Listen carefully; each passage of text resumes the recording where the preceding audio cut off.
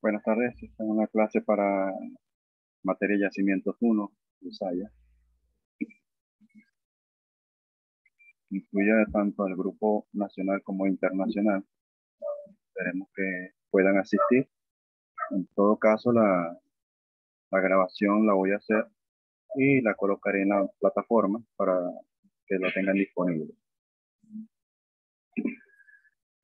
Quiero aprovechar esto también para invitar a los estudiantes, a los que no se han terminado de anexar al grupo de WhatsApp, que lo hagan. Esa es otra vía a través de la cual me pueden contactar más rápidamente, inclusive por la misma plataforma.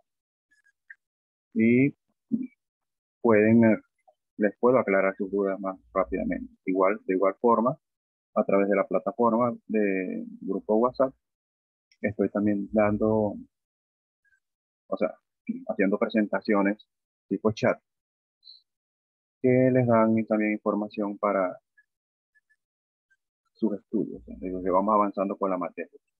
Entonces, vamos a tener la plataforma y vamos a tener también el chat para tratar de mantenernos en contacto. Entonces, les recomiendo que hagan uso de ambas plataformas, herramientas.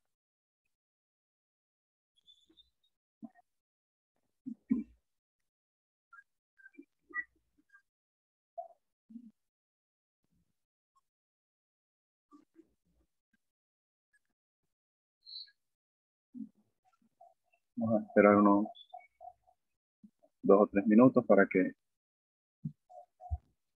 empezar. Son 45 minutos que tengo para la reunión.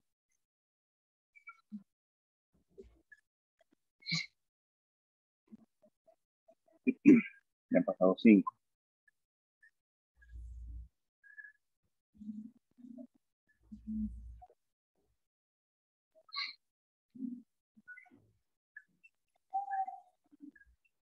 Bueno, creo que tendremos que empezar con la presentación. Vamos a esperar un minuto más.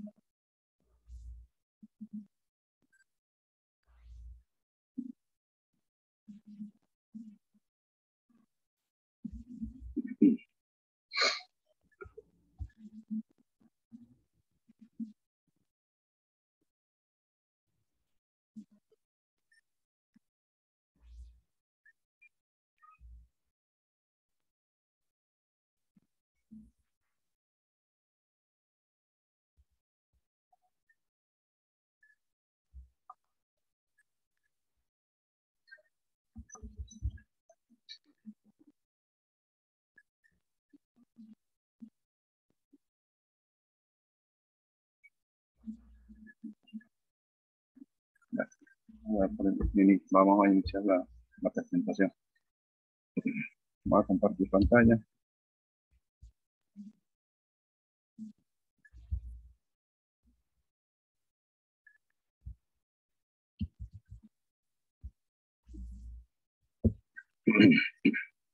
Bueno, las, una de las primeras unidades que se ve en la materia tiene que ver con lo que son los tipos de yacimiento y una de sus clasificaciones o sus diferentes clasificaciones. Pero vamos a ver una específicamente que tiene que ver con los llamados o con la llamada clasificación en función de sus mecanismos de producción. ¿Ok? En función de esa clasificación, nosotros tenemos que hay dos fuentes principales que tienen que ver con lo que se llaman los mecanismos de producción o la manifestación de la energía natural que tiene el yacimiento. El yacimiento como tal tiene una energía que le va a permitir expulsar los fluidos del yacimiento hacia los pozos cuando exista un diferencial de presión entre la presión de yacimiento y la presión en el fondo del pozo. Ese mecanismo está asociado a los fluidos presentes en el yacimiento, que son los hidrocarburos y el agua. La misma roca por sí mismo también va a contribuir a esos mecanismos. Tanto es así que el mecanismo principal que tiene todos los yacimientos originalmente es el mecanismo de expansión roca-fluido, es decir, el proceso de expansión que va a ocurrir en la roca y en los fluidos por efecto de la disminución de la presión que va a ocurrir en la medida en que la energía que tiene el yacimiento se comience a utilizar para desplazar fluidos hacia los pozos. Esa energía también se manifiesta en otro mecanismo que es la um, gas en solución, que es el momento en el cual el gas que normalmente, por lo menos en el caso del yacimiento de petróleo, el gas que normalmente está presente con el petróleo en los yacimientos, cuando, cuando la presión está por encima de la presión de burbujeo, existen como un solo fluido líquido. Pero al alcanzar la presión de burbujeo o presión de saturación de gas en el petróleo, comienza el gas a liberarse. Esa expansión, esa liberación del gas del petróleo, lleva a que este gas se expanda más de lo que hacía siendo parte de la masa de petróleo. No todo el gas se comienza a liberar, sino que gradualmente, a la medida que la presión vaya disminuyendo, se va a ir liberando gas. Y eso se actúa como un mecanismo adicional. Otro tiene que ver con la estructura, que es la segregación gravitacional, donde se combina el gas en solución con la posibilidad de que el gas migre dentro del yacimiento hacia la parte más alta de la estructura que constituye la trampa y en ese proceso se expanda. ¿Okay? Eso, la formación de una capa de gas secundaria en el yacimiento, son parte de los mecanismos que también colaboran. Entonces, fíjense que aquí los cambios que ocurren en los fluidos son un elemento importante y cuando ocurren son un elemento importante de conocer.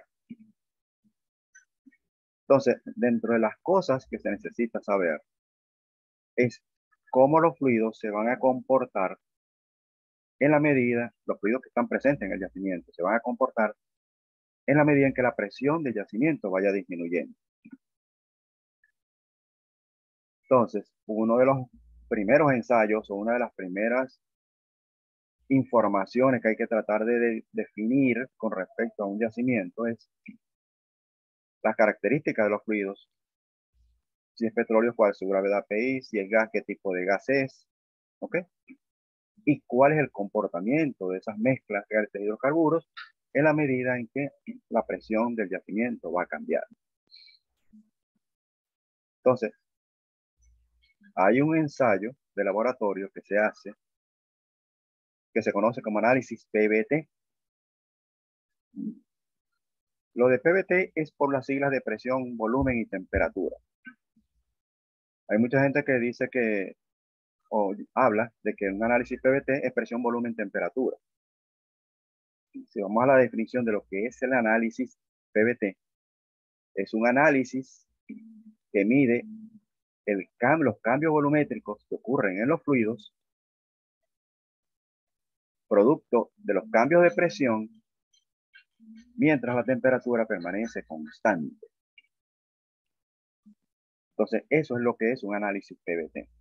No simplemente presión, volumen y temperatura, pues presión, volumen y temperatura no me dice nada, pero sí me dice que si cambia la presión, cómo me cambia el volumen mientras la temperatura permanece constante. Ya estoy hablando de qué procesos atraviesan los fluidos que van a estar en el yacimiento mientras esos cambios ocurren. Cambios de presión a temperatura constante. Y eso es lo que se llama un análisis PVT. Se puede hacer al petróleo, a todo tipo de petróleo, desde petróleos muy livianos hasta petróleos pesados. Claro está, en los petróleos pesados hay mucha más dificultad, tanto para tomar las muestras como para las condiciones de poder hacer la prueba. Pero se están utilizando nuevas herramientas para tratar de conseguir muestras representativas, y de eso vamos a hablar un poco más adelante, para poder hacer un análisis PVT. Porque para poder hacer ese análisis y saber exactamente cómo se van a comportar los fluidos de yacimiento, necesitamos tener una muestra precisamente a los principios de la vida del yacimiento. ¿Ok? Vamos a la siguiente lámina.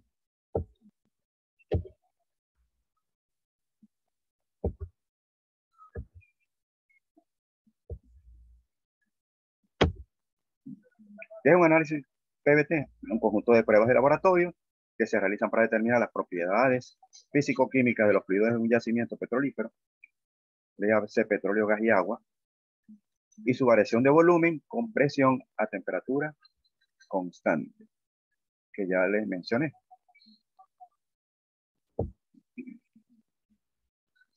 ¿Para qué podemos utilizar la información que esta prueba representa? Como dice aquí, podemos hacer para cálculo de flujo en tubería. Los fluidos que vamos a producir, petróleo y gas, los vamos a transportar a través de tuberías. Y para dimensionar esas tuberías se necesitan hacer cálculos de volumen, capacidad. Necesitamos ver, dependiendo de los tipos de fluidos, las viscosidades van a cambiar, van a haber muchos cambios. Entonces, es importante conocer exactamente cuáles van a ser los cambios en esas propiedades. Entonces, cálculo de flujos, cálculo de hacer balances de materiales, que es un balance de conservación de la masa, o sea, basado en la ley de la conservación de la masa. Y en ingeniería de yacimientos, que es una de las cosas que como ingeniero de petróleo más nos interesa, pues por lo menos los cálculos de flujo de fluidos en medio en tuberías, ¿a quién les interesa? A las personas que se van a encargar de tendido de tuberías, diseño de las tuberías. El ingeniero de petróleo, por lo general, su relación va a estar más asociada con lo que es lo que pasa en el yacimiento. Y es donde hablamos que en ingeniería de yacimiento, para determinar los efectos de cambio de fase de los fluidos y las propiedades de las fases dentro del yacimiento y posiblemente en el pozo donde estaban subiendo. Que eso también es trabajo del ingeniero de producción, que puede ser un ingeniero de petróleo. Esas propiedades, ¿cómo se pueden determinar? Por pruebas de laboratorio en una muestra de fluido, pero también podemos utilizar las ecuaciones de estado y diferentes correlaciones que se han generado, estas últimas a partir de resultados de análisis de pruebas de laboratorio, hechos en diferentes partes del mundo, que algunos autores simplemente recabaron información de muchos países o de muchas áreas,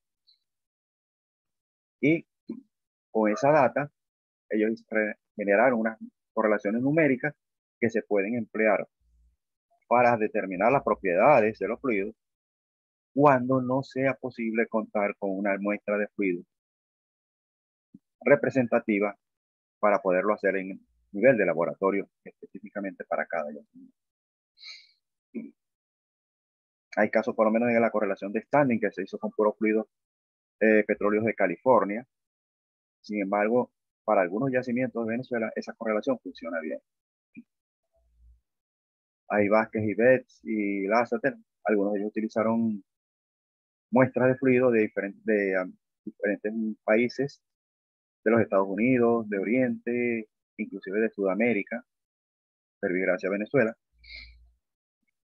Entonces, hay varias correlaciones que se han desarrollado para esto. Y básicamente, cada correlación está dirigida a determinar una propiedad específicamente. O sea que para construir un PVT, que lo puedes conseguir con ensayo de laboratorio, análisis de laboratorio, ahí te puede dar un resultado armar un resultado, utilizando las correlaciones, cada propiedad tienes que construirla independientemente. Claro está, ahorita con las computadoras y Excel, esto fue mucho más rápido de lo que podía hacer hace unos 40, 50 años atrás.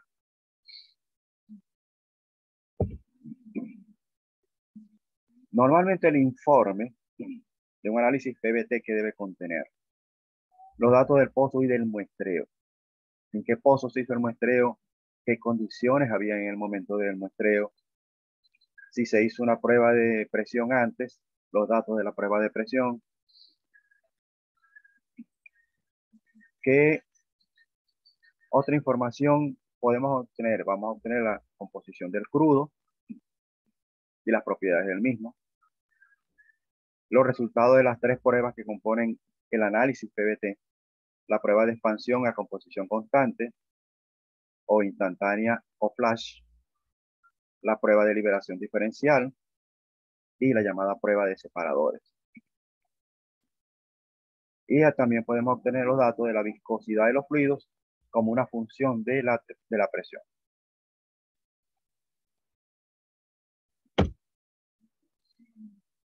Ok. Yo dije que para poder hacer un análisis PBT en el laboratorio, se necesita tener una muestra de fluido del yacimiento. Las condiciones en que esa muestra debe tomarse es que sea en los primeros pozos perforados en ese yacimiento y en los primeros tiempos de producción. Es decir, que la producción que se haya extraído del yacimiento no sea muy alta, de forma tal de que afecte en gran medida las características naturales del yacimiento. Entonces, ¿qué se prefiere?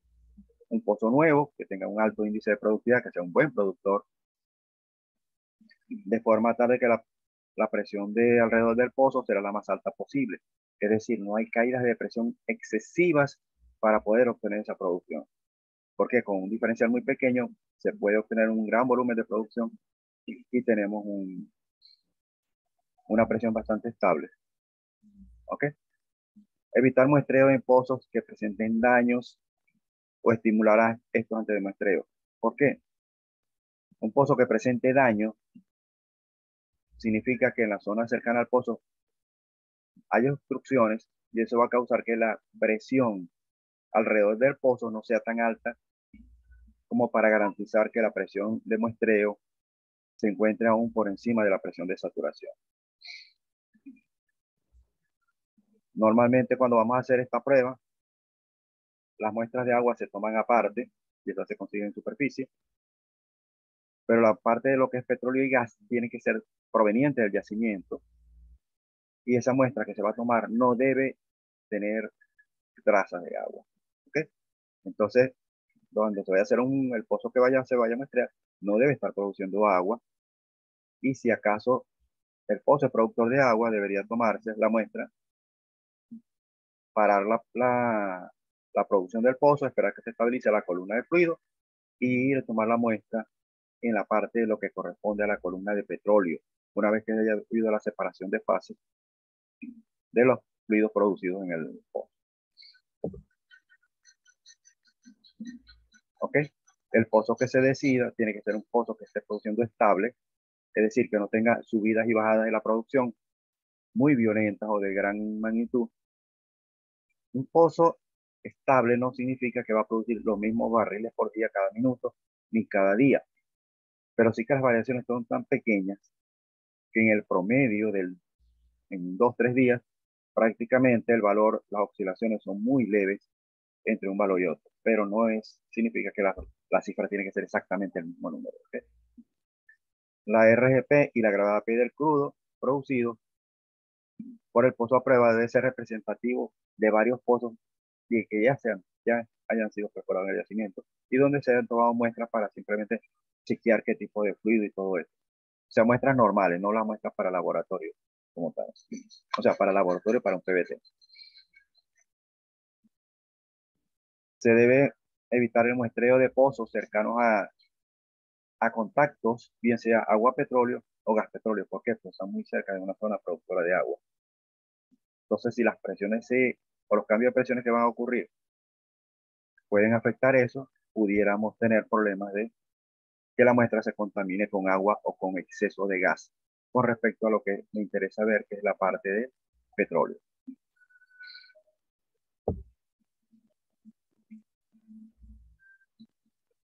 Una de las cosas que se debe hacer y es asegurarse que antes de tomar la muestra, el pozo debe haber sido preparado, o sea, hacer las pruebas para que las condiciones de presión que necesitamos en el fondo del pozo sean las deseables.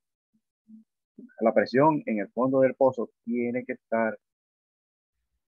ser mayor que la presión de burbujeo o presión de saturación del gas en el petróleo. Se recomienda que tomar la muestra al comienzo de la producción, esto es decir, mientras la presión de yacimiento sea mayor que la presión de burbujeo o saturación de gas en el petróleo. La muestra tiene que ser representativa de los procesos que suceden dentro del yacimiento. Y una de las cosas que puede suceder, porque en realidad hay algo que hay que entender, todo lo que tiene que ver con los yacimientos es heterogéneo. Es decir, cuando hablamos de un yacimiento homogéneo, lo que significa es que hay variaciones pequeñas, o sea, hay variaciones arealmente. Si el yacimiento es muy extenso, pueden haber variaciones areales. Y si es verticalmente muy grande, también de gran espesor, pueden haber también separaciones dependiendo de la profundidad donde se tome la muestra. Puede haber diferencias si hay más de 100 pies de espesor entre una muestra que se tome hacia el tope y una muestra que se tome en el fondo. Pueden haber ciertas diferencias en los valores que se van a obtener, las propiedades. ¿Okay? Normalmente el punto de muestreo debería ser más o menos la zona media de las perforaciones, pero tratando de que sea en el punto medio del yacimiento, para decir. Entonces, cuando se tienen yacimientos muy grandes, excesivamente arealmente y verticalmente, es bueno tomar varias muestras en diferentes pozos para tener un resultado. Estas muestras son costosas, así que eso de varias muestras también es una cantidad limitada.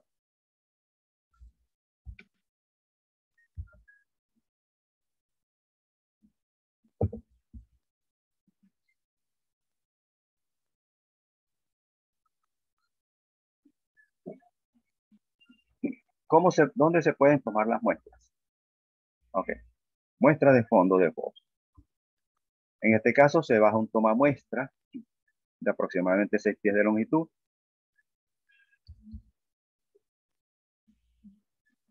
donde se toman, como le digo, las condiciones del pozo es que en el fondo, mientras el pozo está produciendo, la presión se mantiene por encima de la presión de burbujeo, o sea que el fluido que tenemos allí es monofásico, es decir, es un fluido que tiene petróleo y gas en solución, no petróleo y gas libre. Todo lo que, todo lo que sale del yacimiento es petróleo líquido, todo lo que hay en el fondo del pozo es petróleo líquido, tal vez 1000 pies o 2000 pies más arriba tengamos petróleo y gas, pero en el fondo del pozo donde se va a hacer el muestreo, lo que hay es únicamente el líquido. Y lo que se va a tomar es una muestra que a esas condiciones de fondo sea completamente líquido.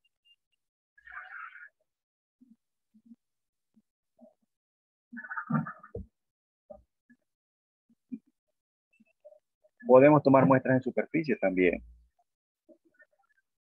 pero al igual que en el caso de la muestra de fondo, la condición tiene que ser que cuando se vaya a tomar la muestra en superficie, bien sea en muestras de cabezal o en muestras del separador,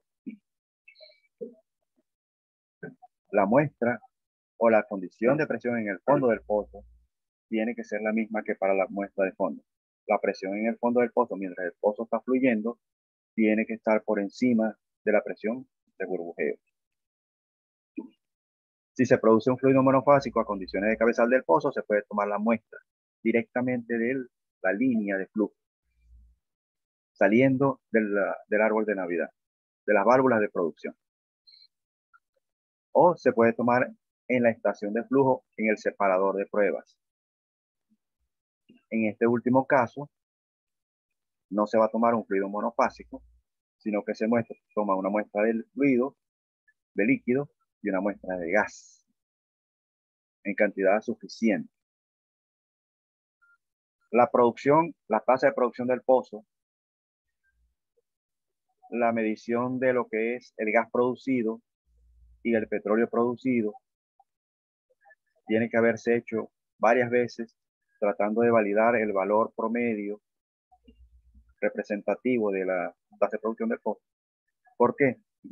Porque esas muestras que se tomaron para el separador de líquido y de gas se van a después a tomar muestras proporcionales a lo que fue la tasa de producción para producir una mezcla que es la que se va a utilizar en el análisis PVT.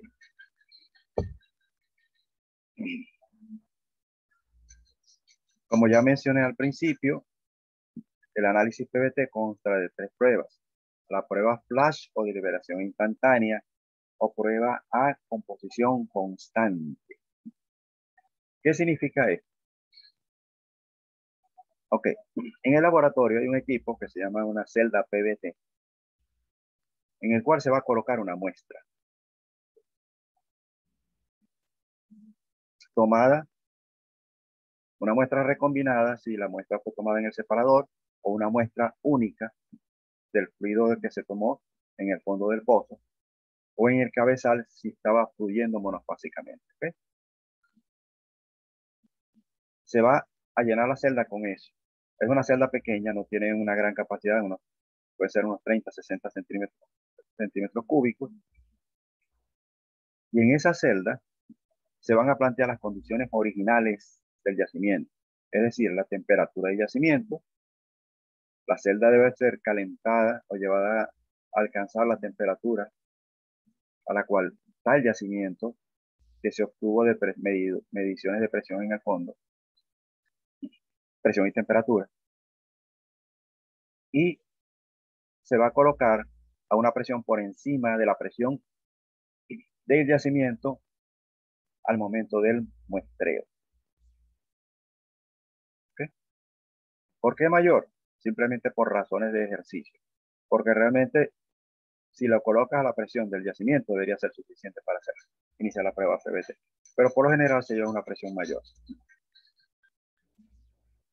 Como dice la lámina, la celda PVT puede ser hasta de 30 medio litro, 500 cc, pero normalmente la muestra, una vez comprimida, va a reducir su volumen a unos 60, 50 centímetros cúbicos posiblemente. ¿Okay?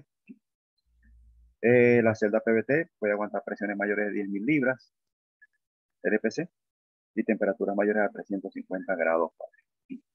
Entonces, en esta primera prueba, ¿qué se va a hacer? Se va a hacer un proceso de expansión a temperatura constante. Esto es, se va a ir bajando la presión, pero la temperatura va a ser constante. Ahora, ¿qué sucede cuando se expande un fluido? Ocurre un proceso de enfriamiento. Es decir, que en el momento que yo le baje la presión a la muestra, la temperatura va a bajar. Entonces hay que esperar a que la temperatura normalice a la temperatura de yacimiento para hacer la medición del volumen que ahora representa la celda. En este proceso de expansión, como hay una expansión del fluido, el volumen de fluido dentro de la celda va a empezar a subir. Ese mismo procedimiento se va a repetir varias veces, hasta una presión que puede muy bien estar cerca de la presión atmosférica. Pero ¿cuál es la condición aquí? Que en ningún momento el fluido o el número de moles de hidrocarburo presentes en la celda no se va a modificar. Es decir, no va a haber extracción de fluido del que está en la celda. El fluido, la cantidad de moles que había originalmente son los mismos moles que va a haber al final de la última expansión que se le va a hacer al fluido. La prueba básicamente es eso. Ver qué pasa si yo lo expando gradualmente. Al principio, los cambios de presión son un poquito más altos, Y dependiendo lo que se estime, pudiera ser la presión el rango donde podría estar la presión de burbujeo del fluido, allí se reducen los lapsos de caída, de cambios de presión, o miras a ver la variación. En la parte de abajo se ve una gráfica donde se trata de plasmar lo que son los resultados de la prueba. Entonces se ve que si empezamos por los primeros datos de la prueba, que los tenemos del lado izquierdo de la gráfica, vemos que tienen un comportamiento bastante lineal. ¿Por qué? Porque es una sola fase, es líquido. Hasta que llega un punto donde esos datos comienzan a cambiar su tendencia. ¿Por qué? Porque ya comienza a haber gas.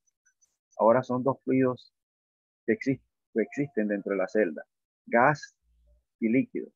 Y los dos se expanden a diferentes relaciones. El gas es mucho más expansible que el líquido. Entonces eso causa esa desviación allí. Entonces la idea de esta gráfica es tratar de determinar exactamente en qué punto hay ese cambio de pendiente. Y eso se ve es grafificando los datos y buscando la tendencia, el cambio de tendencia que hay en los datos de presión. Eso es con la prueba flash o instantánea. La prueba de liberación diferencial es la siguiente prueba. En este caso, la muestra anterior se puede utilizar, puesto que no hubo cambios en la composición de ella, puesto que no hubo salida de fluido de la celda. Nuevamente se comprime la muestra, pero esta vez solamente se lleva hasta el nivel de la presión de burbujeo determinada en la primera prueba, en la prueba flash. ¿Okay? Una vez hecho eso, estabilizada la temperatura, nuevamente se va a ir a un proceso de reducción gradual de la presión, esperar a que se estabilice, y una vez que se estabiliza, ocurren dos cosas. Primero, se extrae el gas, que se separa o que se hace separado del petróleo. Acuérdense que ahora arrancamos con la presión de burbujeo, y la primera parada es por debajo de la presión de burbujeo, quiere decir que va a haber liberación de gas. Entonces, en este caso, se extrae el gas que se separó y se toma nota del volumen. En cada etapa que se haga, bien sea la primera prueba, esta, se lleva contabilidad del volumen de fluido que ocupa el líquido o el fluido dentro de la celda. ¿Ok? Entonces, en este caso vamos a tener, por un lado, el gas que se sacó y por otro, el líquido que queda dentro de la celda. Y este proceso de expansión se va a ir repitiendo hasta que se llegue a la presión atmosférica o presión de tanque. Pero la temperatura, nuevamente, en cada etapa va a estar a temperatura de yacimiento. Y en cada etapa que se haga en esta prueba, cada vez que se hay una expansión, se espera la estabilización de la temperatura, se extrae el gas y se mide cuánto líquido se quedó. Y así sucesivamente. Al final, cuando lleguemos a la última etapa, que es la presión atmosférica, 14.7 LPC, ¿qué va a quedar en la celda? Igual, va a haber gas que voy a sacar y el líquido que está allí, ese es el petróleo final, ese es el petróleo de tanque. Entonces, ¿qué se hace? Se puede corregir. Todos los volúmenes que hemos sacado de gas, todos se normalizan en una condición y podemos determinar exactamente cuánto fue el volumen de gas que se separó del petróleo. Entonces, al final tenemos cuánto petróleo me quedó, cuánto gas se separó. Esa información es necesaria porque después se va a combinar para elaborar el PBT. La tercera prueba, que es la que se llama del separador. Si la primera muestra que se utilizó la muestra que se utilizó en la primera prueba se pudo utilizar para la segunda, perfecto. Pero ya para esta prueba se necesita una muestra adicional. O sea, hay que volver al principio. Cargar una muestra de fluido en la celda, llevarlo a la presión de burbujeo y a las condiciones de temperatura del yacimiento. Entonces, ahora la celda se conecta con un sistema que va a funcionar como si fuera un separador. O sea, el fluido se va a sacar hacia un sitio de donde vamos a, por un lado, a extraer hasta a otro envase que va a estar a otra presión y a otra temperatura. Una presión más baja. Vamos a suponer pueden ser 100, 200 libras, 300 libras, 80 libras. Y temperatura superficial, por lo menos 80 grados Fahrenheit o 100 grados Fahrenheit, dependiendo de las condiciones ambientales en el área donde sea. Entonces vamos a expandir esa muestra que está allí hacia esa presión y esa temperatura. Y vamos a medir cuánto petróleo sale, cuánto gas sale. Luego el petróleo se lleva a otra posición donde se llega a presión atmosférica, que representa el tanque, y ahí se mide también cuánto gas se separa. El gas del separador y el gas del tanque se suman, y el petróleo que queda en el tanque es el petróleo final. Esto se hace para 2 o 3 presiones diferentes de separación. Es decir, que estamos hablando de 2 o 3 muestras diferentes cada una. Teóricamente del mismo fluido, o sea que deberíamos esperar resultados que fueran compatibles. Y ahí vamos a tener una muestra, 3 pruebas de posibles de separación. ¿Qué es lo que vamos a buscar con la prueba del separador? Es ver aquellas condiciones en las cuales el petróleo final o petróleo de tanque tenga la mayor gravedad PI. Que el volumen de gas que se recupere del petróleo sea el menor.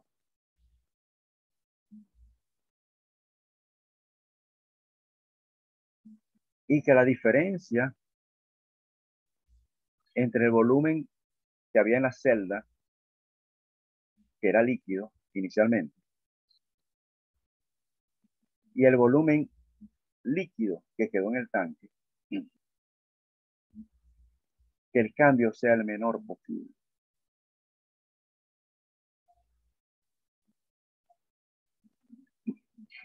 Es decir, que si yo tenía 60 centímetros cúbicos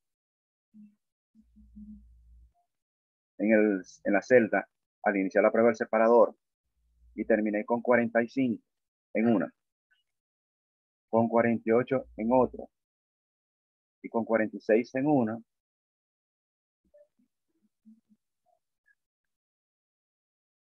a mí me interesa que el cambio sea el menor, entonces me interesa el valor de 48. ¿Por qué? Porque la cantidad, el volumen que tengo es lo más cercano al volumen que tenía. Mientras más lejos sea, lo que se llama el factor de la merma es mucho mayor. ¿A qué se traduce como merma? Merma es que yo para poder tener un barril en el tanque, necesito sacar más de un barril del yacimiento. Entonces la idea es sacar lo menos del yacimiento para tener un barril en el tanque. Entonces la prueba de separador que me cumpla con esas 3 condiciones es lo que se llama la prueba de separación óptima. El PVT, o el análisis PVT como tal, el resultado final es la combinación de los resultados de las 3 pruebas. Y de eso vamos a hablar en otra sesión. ¿Okay?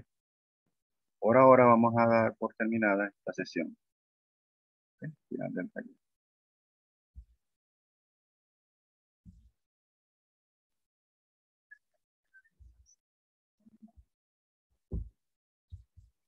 Bueno. Entonces, espero que esta información les ayude a entender mejor lo que es un PBT desde el punto de vista teórico. Desde el punto de vista práctico, vamos a ver en qué ejercicio.